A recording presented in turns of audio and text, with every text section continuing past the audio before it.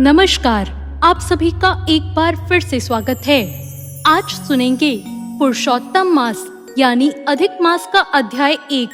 वंदे वंदारु मंदारम वृंदावन विनोदितम वृंदावन कलानाथम पुरुषोत्तम अद्भुतम। अधिक मास महात्म प्रथम अध्याय। नौमी शारण्य में शुकदेव जी का आगमन।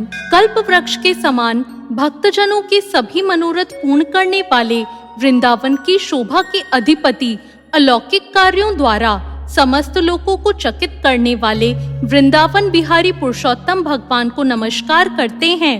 नारायण, नर नरोत्तम तथा देवी सरस्वती और श्री व्यास जी को प्रणाम करके मैं जप लाभ की कामना करती हूँ।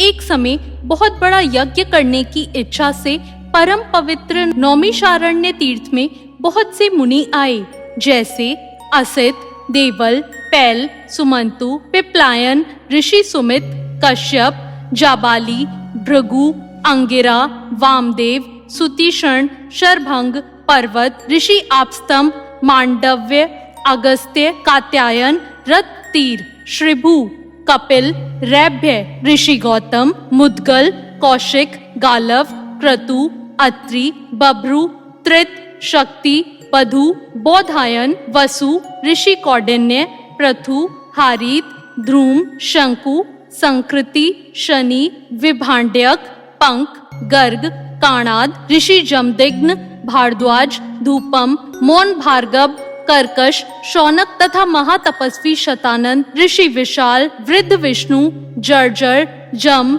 जंगम, पार, पाशाधर, पूर, महाकाय, जैमिनी, ऋषि महाग्रीव, महाबाहु, महोदर, महाबल, उद्यालक, महासेन, आर्त, आमलक प्रिय, ऋषि ऊर्ध्वबाहु, ऊर्ध्वपाद, एकपाद, दुधर, उग्रशील, जलाशी, पिंगल, अत्रि, श्रिभु, ऋषि शांडीर, करुण, काल, कैवल्य, कलाधार, श्वेतबाहु, रोमपाद, क्रदु, कालाग्नि रुद्रग, ऋषि श्वेताश्वर, आग, शरभंग, पृथुश्रवास आदि शिष्यों के सहित ये सब ऋषि अंगों के सहित वेदों को जानने वाले, ब्रह्मनिष्ठ, संसार की भलाई तथा परोपकार करने वाले, दूसरों के हित में सदा तत्पर, श्रौत, समार्थ कर्म करने वाले ये सभी ऋषि अपने शिष्यों के साथ वहां एकत्रित हुए।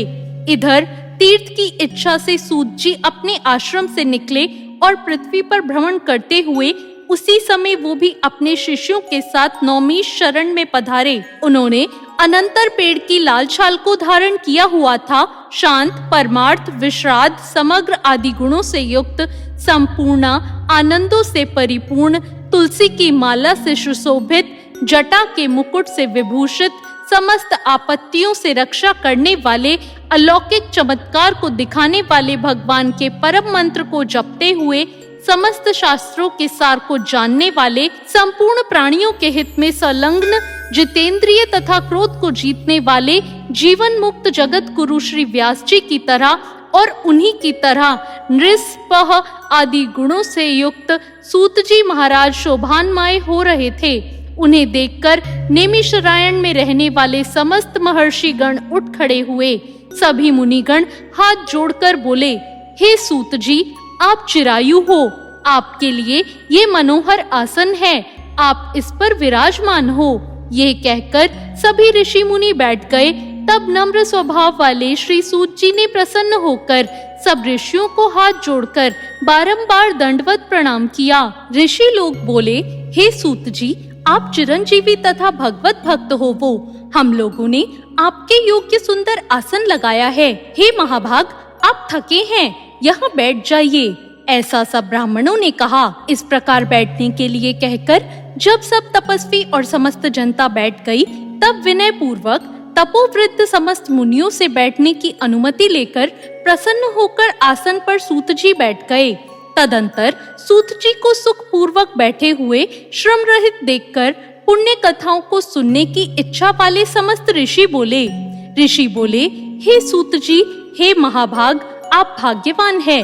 भगवान व्यास के वचनों के हार्दिक अभिप्राय को गुरु की कृपा से आप जानते हैं। क्या आप सुखी तो हैं? आज बहुत दिनों के बाद कैसे इस वन में पधारे? आप प्रशंसा के पात्र हैं। हे व्यास शिष्य शिरोमणि, आप पूज्य हैं। इस असार संसार में सुनने योग्य हजारों विषय है, परंतु उनमें श्रेयस्कर थोड़ा सा और सारभूत जो हो वो हम लोगों से कहिए। हे महाभाग, संसार समुद्र में डूबते हुए को पार करने वाला तथा शुभ फल देने वाला आपके मन में निश्चित जो विषय हो वही हम लोगों से कहिए। अज्ञान रूप अंधकार से अंधे हुओं को ज्ञान रूप चक्षु देने वाले भगवान के लीला रूपी रस से युक्त परमानंद का कारण संसार रूपी लोगों को दुख दूर करने में रसायन के समान जो कथा का सार है वह शीघ्र ही कहिए। इस प्रकार शौनक आदि ऋषियों के पूछने पर हाथ जोड़कर सूत जी बोले, हे समस्त मुनियों, मेरी कही हुई सुंदर कथा आप लोग सुनिए। हे विप्र, पहले मैं पुष्कर तीर्थ को गया, वहां स्नान करके पवित्र ऋषियों, देवताओं तथा पितरों को तर्पण आदि करके तृप्त करके फिर मैं समस्त प्रतिबंधों को दूर करने वाली यमुना के तट पे गया। फिर क्रम से अन्य तीर्थों में जाकर गंगा तट पर गया, पुनः काशी आकर अनंतर गया तीर्थ पर गया, पितरों का श्राद्ध करके तब त्रिवेणी पर गया। तदंतर कृष्णा के बाद गंडकी में स्नान करके पुलह ऋषि के आश्रम पर गया। फिर कृतमाला, कावेरी, निर्विंध्या, त्रमणिका, तापी, वैहायसी, नंद, नर्मदा, शर्मदा नदियों पर गया। पुनः चरमंडवती में स्नान करके पीछे सेतु बुद्ध रामेश्वर पहुंचा। तदंतर नारायण का दर्शन करने हेतु बद्री बन गया। तब नारायण का दर्शन कर वहां तपस्वियों को अभिनंदन करके पुनः नारायण को नमस्कार करके उनकी स्तुति करके सिद्ध क्षेत्र पहुंचा। इस प्रकार बहुत क्षेत्रों में घूमता हुआ कुरुक्षेत्र तथा जड़दंगलम देश घूमता फिरता यहाँ हस्तिनापुर में आ गया। द्विजों, वहाँ यह सुना कि राजा परीक्षित राज्य का त्याग करके बहुत से ऋषि मुनियों के साथ पुण्यप्रद गंगा तीर पर गए हैं और उस गंगा तट पर बहुत से सिद्ध सिद्धि हैं। भूषण जिनका ऐसे योगी लोग और देव ऋषि वहाँ पर आए हैं, उनमें कोई निराहार, कोई वायु भक्षण कर, कोई जल पीकर, कोई पत्ते खाकर, कोई श्वास का ही आहार करके, कोई फलाहार का और कोई फेन का आहार करते हैं। हे द्विजों, उस समाज में कुछ पूछने की इच्छा से हम भी गए।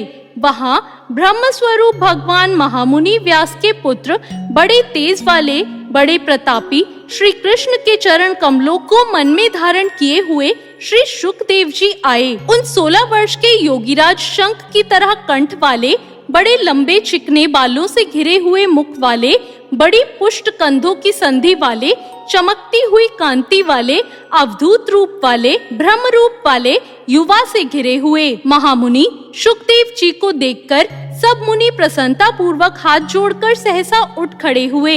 इस प्रकार महामुनियों के द्वारा सकृत भगवान शुकदेव जी को देखकर पश्चाताप करती हुई स्त्रियां और साथ के बालक जो उनको देख रहे थे दूर होकर खड़े हो गए और भगवान शुकदेव जी को प्रणाम करके अपने अपने घर के प्रति जाते रहे। इधर मुनि लोगों ने शुकदेव जी के लिए बड़ा ऊंचा और उत्तम आसन बिछाया।